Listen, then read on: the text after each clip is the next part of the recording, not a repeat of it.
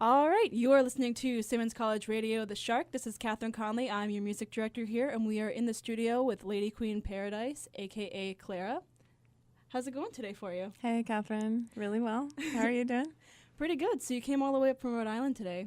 Yep. Well, I go to school in Providence. Very far. And I woke up at like 6 a.m. for my 8 a.m. class, and I'm actually from Connecticut, so I've been in the tri-state area today. Oh, yeah. New Englander. Yeah. Wait, Totally. you were in Connecticut today? Yeah, I live in Connecticut. Oh, and you commute? Mm-hmm. Oh, wow. Yeah. How long does that take? 45 to an hour. Yeah. So. That's cool. So I feel like you're very much recognized, though, as more of like a Rhode Island-based artist. Would you agree with that, or do you feel like you play a little bit in Connecticut? Or? I rarely play in Connecticut because most of the music scene in Connecticut is Western Connecticut, like Yale, New Haven, Right. Hamden area, and that's like very far from me. So, and being at school in Providence definitely makes that more of my home base. I play there very, Yeah. very often. Definitely. And can you tell, for anybody unfamiliar with you, can you just give us a little bit, like, how would you describe your style and your sound?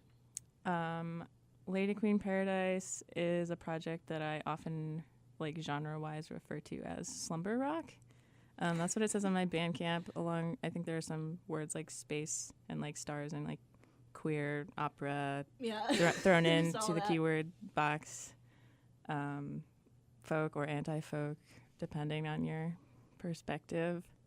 Yeah, those were relevant words, I think. I always say that you're not an artist. You're not a modern day artist unless you have to create your own genre term. That's fair. That's my philosophy. But so you've actually played quite a bit in a few different bands from my understanding, and it seems like this is like your solo project. So could you tell us a little bit about how, I mean, you've been playing out as Lady Queen Paradise for a while, right? Yeah, since the beginning of, it was really born in the very beginning of 2015. Like that was when I released my first album called Voice Memo Love Songs. That was January 2015, and before that I hadn't released anything or played as Lady Queen Paradise. So two good years of Lady Queen Paradise. Yeah. And that's that EP is interesting because didn't you record it on your phone entirely too? Yeah, which is the that's voice pretty memo. Cool. Awesome title, by the way. Thank you. I'm a big fan. And isn't like I feel like the graphic is like a text message, right? Yeah. For the cover, yeah, I love it. Thank you. And you just came out with your first like recorded music in a little while. It was a split with Alyssa Kai, right? Yep. How's that being received so far? That was like last month, right? It came out November 12th. It's been received really well. I've been selling a lot of tapes. I know Alyssa has sold all of hers. That was a really exciting kind of turn in terms of collaboration to play with her. She's someone that I really look up to musically. So that was exciting. That was my second cassette after the Voice Memo Love Songs that I've released. Yeah, and did you, was that like, for the recording process, was that in a studio, or was it whipping out the iPhone thing again, or how did that go? I recorded in Turner Falls at Noelle Longhall's house. Alyssa Kai is in the band Loon and Paper Bee with Noelle, and so we both, in a day, recorded both of our sides of the cassette at Noelle's house. So it was a studio. It was a room that had studio equipment. Very cool. So just still in keeping though with like the sort of like DIY bedroom studio. That's awesome. Yeah. And I think that like really reflects in like the recording and like the quality of the EP too, in terms of like it sounds very intimate to me, and I think that's something that like people who have seen you live definitely would respond to and appreciate, because I think that's really like, to me, that's kind of like the vibe of your music is very much like, whenever I listen to it, I just imagine like, it's almost like listening to you just sitting in your bedroom alone, and it's kind of like a very intimate and cool thing. How do you feel about that? Do you feel like that's what you're going for, or is there anything that sort of like influences your music one way or another like that? Well, thank you. First of all, I'm glad that is the the feeling that you get from the tape. It's like these very intimate, almost like friendship love songs, I feel like. On the Alyssa Kai tape or the voice just like memo? generally, just in general, I feel like it's like,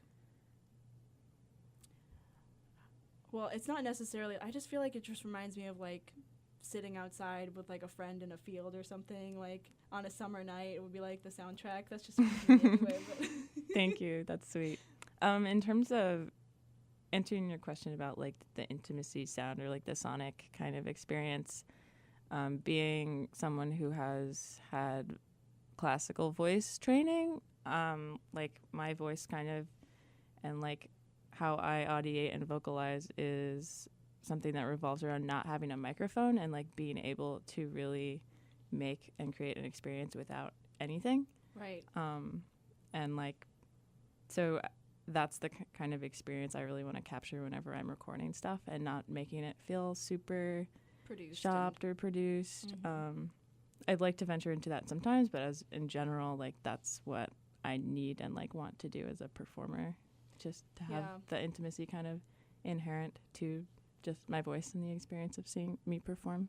Yeah, it does feel very, very organic, which I think that I really appreciate, and I think other people definitely respond to. It's funny that you mentioned your classical training, because one of my favorite things about you is that you are a classically trained singer, and don't you perform with your chorus at your school? I love those pictures. Oh. They're like my Thank favorite thing. Thank Like, you. It's just funny because it's just so, it's almost like cognitive dissonance because, you know, you're doing your thing as Lady Queen Paradise, and you've got the guitar, and it just looks so cool. And then I just think it's like so awesome. Like I'm a choir geek myself, so I really appreciate that. And I was you know, in like the classical music, like high school kind of a thing too. So like I just think that definitely like makes you very approachable and grounded. So I really love that.